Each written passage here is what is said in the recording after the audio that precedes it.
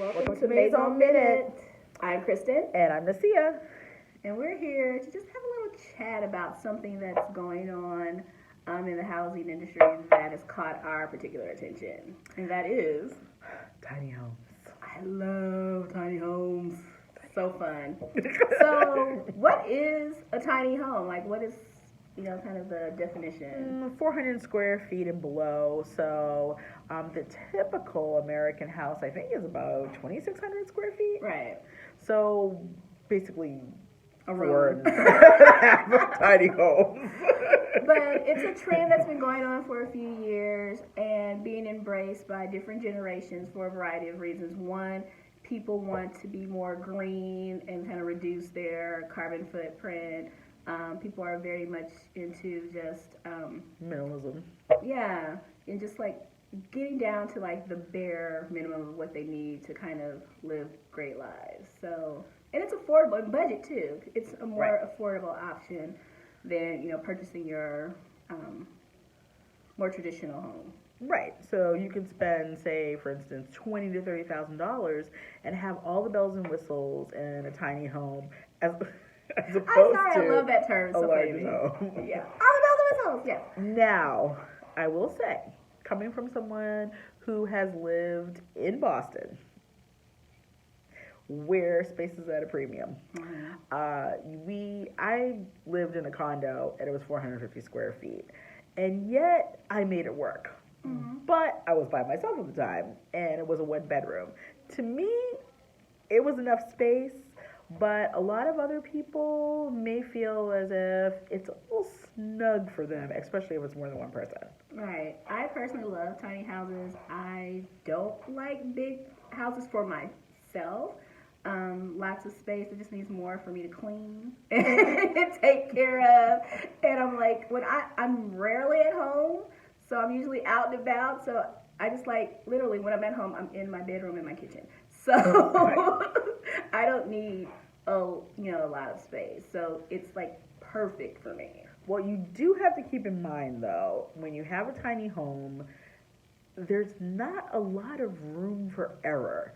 So if you are the kind of person who needs selection of clothes, you need to be able to walk into a closet and see if you can find something from the many, many rows of shirts, and that's the only not going to be for you. Me is the closet space. You will probably have enough room to have about 2 weeks worth of clothes, maybe, for some of them, and very little else. So you really have to minimize. The good thing about tiny homes, though, is it really causes you to edit. You edit your wardrobe, you edit your life, really, because there's nothing else to do. I was like, okay. Again, I love the concept of tiny homes, but the other thing is I'm 43. So these knees aren't what they used to be, and most of the beds are like loft style. So I just can't imagine like going up and downstairs every day. So that would be for me the only negative in the tiny house. But I've seen some amazing examples. I know here in Atlanta area, in Decatur, they have a tiny house festival, which is awesome. So you get to see the different builders and different concepts and what they can actually do. I remember at my previous job, I worked in housing in another city, and we spoke to actual companies that made tiny houses out of like shipping containers. Yes. So that was very cool. So, I mean, there's, in terms of tiny houses, there are all types of options, even with that. So just a little something fun to think and about. Also just really be realistic with yourself. Can you live in a tiny home? You can't live in a tiny house. No, I cannot. You have a whole family. Yes, and I'm not saying that families don't live in tiny houses, because there are people who are able to edit or are really able to live minimally.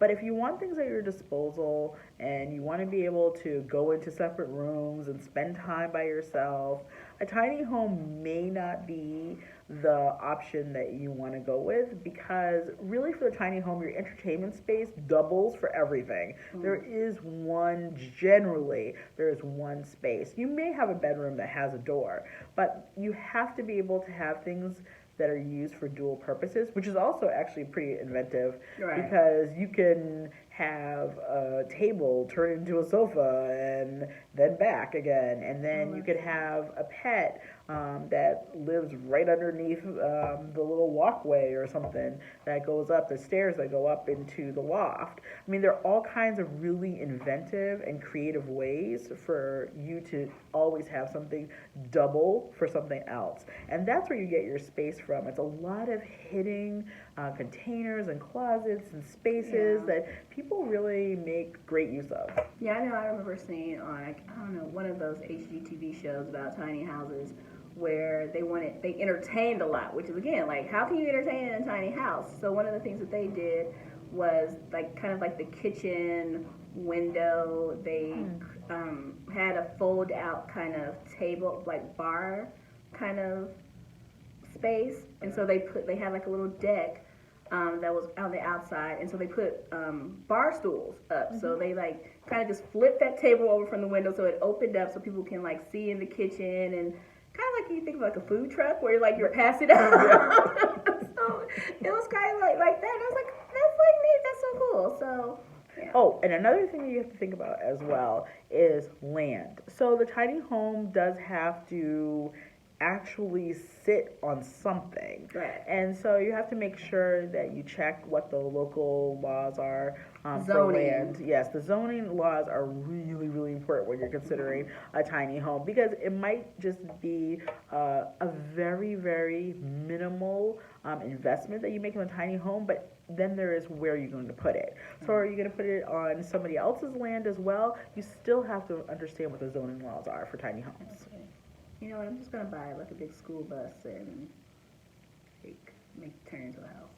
That's what I'm gonna do. Or you could buy a tiny home off of Amazon and it comes to you and you just open up the tiny home and you Plop it down. right, and it's already prefab and everything. So now, obviously, that's not as much customization, but it will do in a pinch. And a lot of them are almost like she sheds. Oh, I love that. And so, like, just considering, like, you know, the rising cost of housing, I think this is just a cool alternative for people who may not have a huge budget to still have some sort of kind of permanent housing. So I just love the idea of tiny houses, and I'm looking forward to seeing how this continues to grow. Yeah. And think about it. Is a tiny home right for you? Is it? Not for me, but I think it would be right for one of my children down the road. Yeah, like in your regular house, put a little tiny house in the back. Just like have them out there. Wow, okay. No, I remember, like, it was so funny. I did, like, this tour of Savannah a few years ago, and the people had, like, this beautiful house, and then there was, like, a little house off to the side, and they said it was for their children. They built their children, like, a little house right next to their wonderful, huge, like, mansion. So, maybe there might be a tiny home in my future. My children are pretty tiny right now, so they can fit. Yeah. But the tiny house revolution is pretty interesting. And if you're actually interested in more about tiny homes, let us know, and we can definitely put you in touch with somebody who can give you a lot more information about what's available. Absolutely. Thank you so much for listening and watching.